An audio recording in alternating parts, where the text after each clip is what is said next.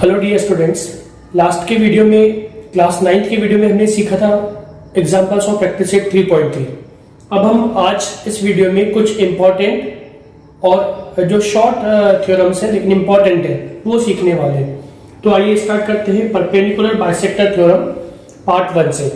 तो perpendicular bisector theorem क्या है? Every point on the perpendicular bisector of a segment is equidistant from the endpoints of the segment.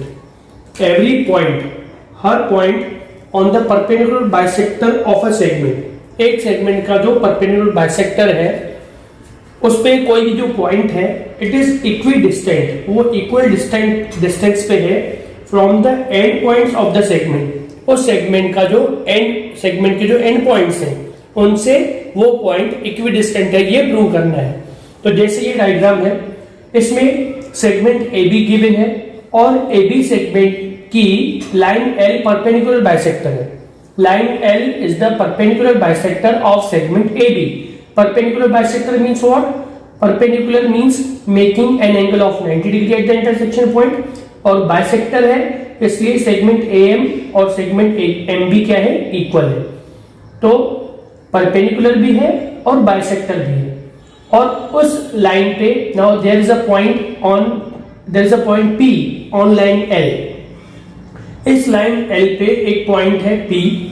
अब हमें ये prove करना है इस थ्योरम के हिसाब से कि उस परपेंडिकुलर बाइसेक्टर पे जो पॉइंट है वो सेगमेंट के जो एंड पॉइंट्स हैं, एंड पॉइंट्स कौन से हैं? A और B, उससे वो इक्विडिस्टेंट है पॉइंट P। मतलब जो डिस्टेंस PA है ये वाला डिस्टेंस और जो सेगमेंट PB है ये डिस्टेंस, ये दोनों डिस्टेंसेस या सेगमेंट्स इक्वल है, ये प्रूव करना है। तो कैसे प्रूव करेंगे? तो पहले इन दोनों ट्राइंगल्स को कॉन्ग्रुएंट दिखाएंगे। कौन से दो triangles? Triangle PMA and triangle PMB। Now इनको कैसे कॉन्ग्रुएंट शो करेंगे? तो टेस्ट कौन सी अप्लाई करेंगे? क्या क्या कॉन्ग्रुएंट है? Segment PM is congruent to segment PA। Reason? Common side. Angle PMA is congruent to angle PMB। Reason? Each of 90 degree, दोनों राइट एंगल्स है। ये राइट एंगल, ये भी राइट एंगल है। और क्या? Segment AM is congruent to segment MB given. तो test कौन सी हुई? Side angle side. SAS test apply होगी। By SAS test these two triangles are congruent, and if the two triangles are congruent then their corresponding sides are also congruent.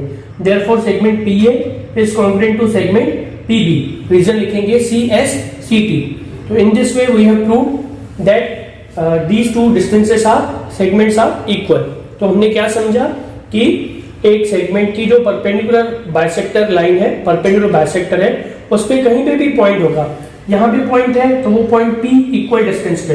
अगर यहाँ पे एक point है, सपोज S पॉइंट है, तो then distance SA will be equal to distance SB। SA और SB distance equal होगा, ठीक है। तो कहीं पे भी पॉइंट लेंगे, यहाँ भी पॉइंट लेंगे तो ये पॉइंट यहाँ से एंड पॉइंट से इक्वल डिस्टेंस पे। तो in this way any point on perpendicular bisector is equidistant from the and point. अब इसका पार्ट 2 देखेंगे। Now part 2 is it's converse. जो अभी हमने समझा पार्ट 1 उसका कन्वर्स है। पार्ट 1 में हमने क्या समझा कि if a point lies on the perpendicular bisector or if a point lies on the perpendicular bisector of a segment then it is equidistant from the endpoints। अब ये उसका कन्वर्स है।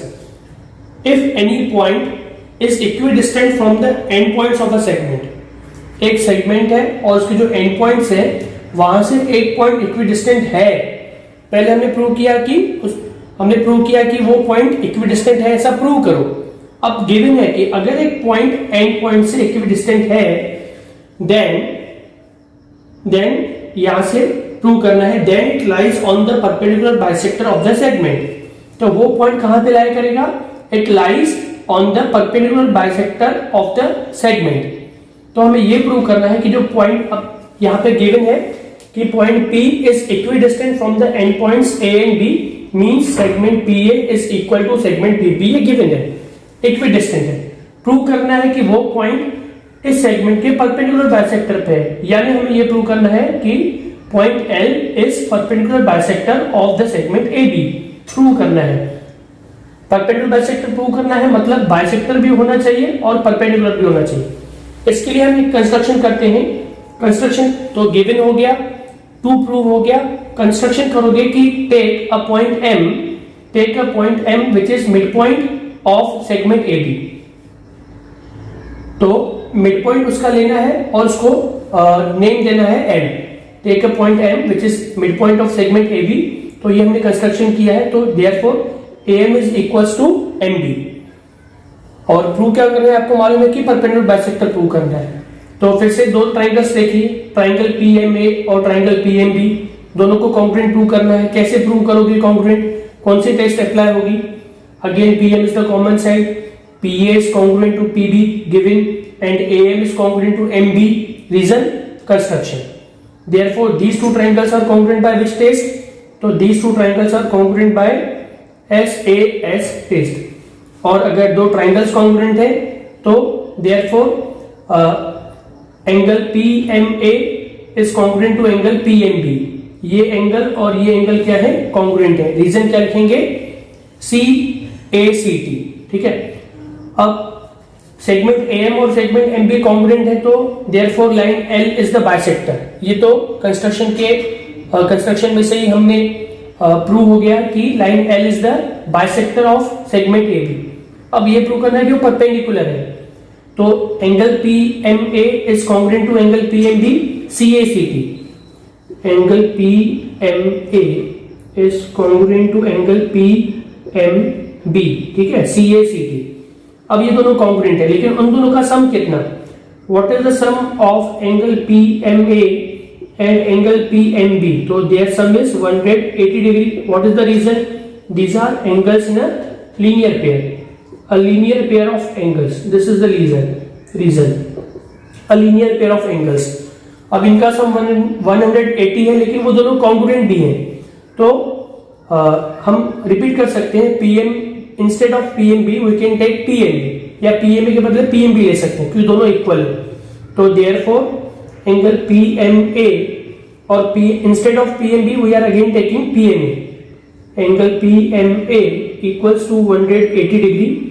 PMA plus PMA means 2 angle PMA, 2 angle PMA equals to 180 degree and 2 will be when we transpose 2 it will be in the division, और फिर होगा angle PMA 2 से divide होगा तो it is equal to 90 degree. Therefore angle PMA equal to 90 degree. तो ये होगी 90 degree prove हो गई, तो परपेंडिकुलर हो गया और बाइसेक्टर तो ऑलरेडी था, तो प्रूव हो गया कि line L is the perpendicular bisector of segment AB। तो हमने दो बातें प्रूव की कि if a point lies on the perpendicular bisector, it is equidistant from the endpoints. Second thing, if a point is equidistant from the endpoints of a segment, then it lies on the perpendicular bisector. तो वो जो line होगी वो segment की perpendicular bisector होगी। ये है perpendicular bisector theorem. अब हम देखेंगे angle bisector theorem. Now we'll understand what is angle bisector theorem. उसमें part 1, every point on the bisector of an angle, एक एंगल है और उसका बाइसेक्टर है, तो अगर उस बाइसेक्टर पे जो पॉइंट है, every point on the bisector of an angle is equidistant from the sides of the angle. देखिए example, this is the figure. Now here suppose this bisector of the angle is given and suppose it is QA. So this ray is the bisector of the angle PQR. Angle given is PQR and QA is the bisector. So point A lies on the bisector of angle PQR. ठीक है, point A उस bisector पे, S bisector का नाम है suppose S. QS is the bisector and point A lies on it. हमें prove क्या करना है कि this point A is equidistant from the sides of this angle. तो एक बात ध्यान में रखिए कि जब भी हमें when we have to find the distance of a point from a line or a segment, एक पॉइंट का एक लाइन या सेगमेंट से जब डिस्टेंस फाइंड करना हो तो डिस्टेंस हमेशा परपेंडिकुलर होना चाहिए। अगर मैं डिस्टेंस ऐसा मेजर करूं, suppose the length of this segment is 4 centimetre, suppose I draw this segment and then I say that this distance is 6 centimeter. So can I say that point A is lies at a distance of 6 centimeter? तो कभी भी distance ऐसा major नहीं होगा, distance हमेशा perpendicular होना चाहिए. तो इसलिए अगर हमें distance मेजर करना है तो वो परपेंडिकुलर होना ही चाहिए. तो इसलिए वो therefore what things are given कि point A lies on the bisector QS of angle PQR. Second thing, segment AC is perpendicular on side QR or ray QR and segment AB is perpendicular to ray QP. ये things given है. Prove क्या करना है कि it is equidistant from these two sides. मतलब ये जो distance है AB, क्योंकि perpendicular तो distance हो गया, और ये जो distance है AC, distance AB, distance AC are equal, ये प्रूव करना है. अब given क्या क्या है? तो given है कि QS is the bisector, therefore angle PQS is congruent to angle SQR. क्योंकि बाइसेक्टर है तो एक इक्वल के एंगल के दो इक्वल पार्ट्स हो गए. तो these two angles are congruent और प्रूव करना है these two segments are congruent. अब देखिए इन दोनों ट्राइंगल्स में तो क्या क्या कॉन्ग्रुएंट है. सबसे पहले कि segment QA is congruent to segment QA. What is the reason?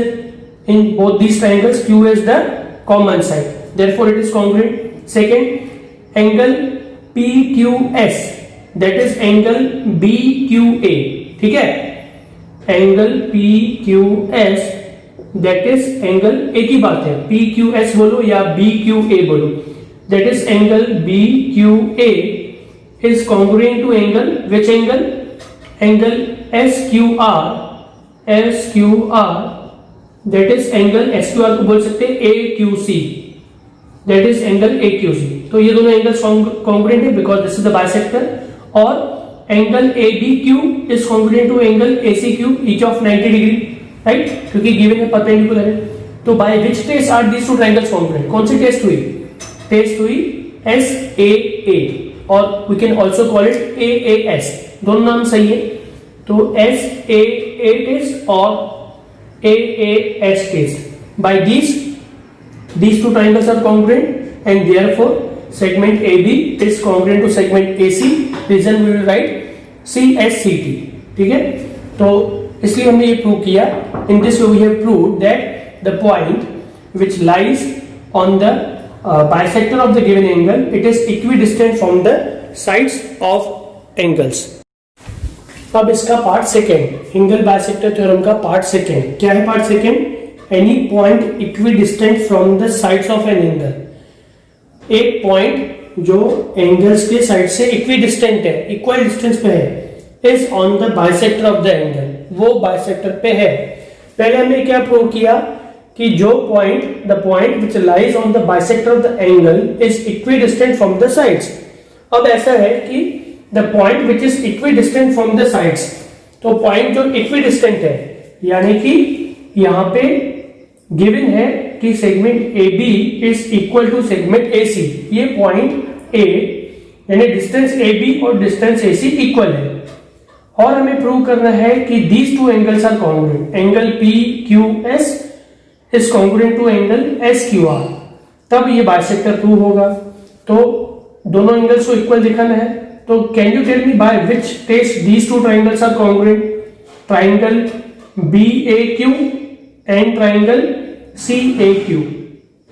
सोचिए, by which test are these two triangles congruent? This segment is congruent and what type of triangles are these two? These are right angle triangles and segment QA is the common side. So therefore these two triangles are congruent by these two right angle triangles are congruent by hypotenuse side test. And if the triangles are congruent, therefore angle AQC is congruent to angle AQB. Angle AQC is congruent to angle AQ, और पहले लिखते हैं AQB, then लिखते हैं AQC. Reason लिखेंगे CACT, and therefore we can write AQB as SQP. Therefore angle SQP is congruent to angle SQR and therefore point A lies on the bisector QS. Okay, तो पहले हमने part 1 में देखा कि if this point lies on the bisector then it is equidistant, और second part में देखा कि अगर पॉइंट इक्विडिस्टेंट है तो बाइसेक्टर पे है। Now we will see one more theorem. Actually we are going to see two properties, short में बताऊंगा मैं। नाउ हमें समझना है इन inequality property on sides and angles of a triangle. तो inequality property first we are going to see inequality property of sides. तो क्या थ्योरम है ये? If two sides of a triangle are unequal, अगर दो साइड्स अनइक्वल है जिनका हम कंपैरिजन कर रहे हैं, इन दोनों का कर रहे हैं या इन दोनों का कर रहे हैं या इन दोनों का कर रहे हैं, जो भी दिन दो साइड्स का कंपैरिजन कर रहे हैं, फिलहाल इस फिगर में हम साइड एक्स वाई और साइड एक्स जेड का कंपैरिजन कर रहे हैं। तो if two sides of a triangle are unequal then the angle opposite to greater side is greater. तो जो बड़ा साइड है उसकी अपोजिट एंगल ग्रेटर है, the side opposite to greater side, angle opposite to greater side is greater than the angle opposite to smaller side. किससे बड़ी है वो? It is greater than the angle which is opposite to smaller side. Smaller side के जो opposite angle है उससे greater side की opposite वाली एंगल बड़ी है।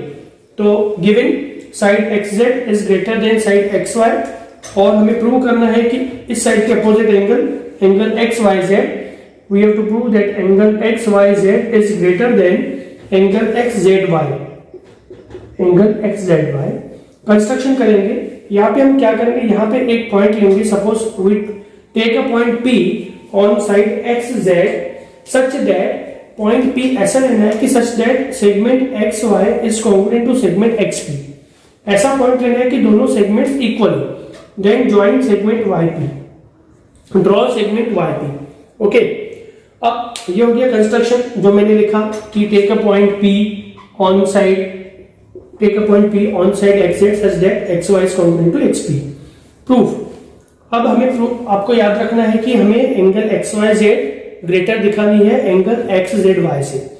अब देखिए segment xy is congruent to segment xp, this is the construction, therefore angle xyp is congruent to angle xpy। reason isosceles triangle theorem, if two sides are congruent then their opposite angles are also congruent। तो this is point number 1, these two angles are congruent।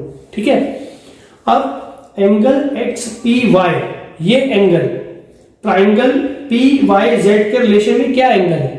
Which type of angle? This angle is in relation to triangle PYZ। तो angle XPY is the exterior angle of this triangle PYZ। और exterior angle की क्या properties है? एक तो है remote interior angle theorem और दूसरा है exterior angle theorem. Exterior angle theorem क्या है? कि the exterior angle of a triangle is greater than each of the remote interior angles, इसलिए angle XPY, therefore angle XPY किससे ग्रेटर है? Angle PZY से, is greater than angle PZY, और PZY को हम बोल सकते हैं XZY, one and the same thing because these points are collinear, X dash P dash Z। तो PZY को लिखा हमने XZY, angle XZY। This angle is greater than this angle, इस एंगल से ये एंगल बड़ी है, and these two angles are equal, means this angle is also greater than this angle, therefore angle XYP is greater than angle XZY, greater than angle XZY, क्योंकि हमने पहले लिखा है कि these two angles are congruent, XYP and XPY।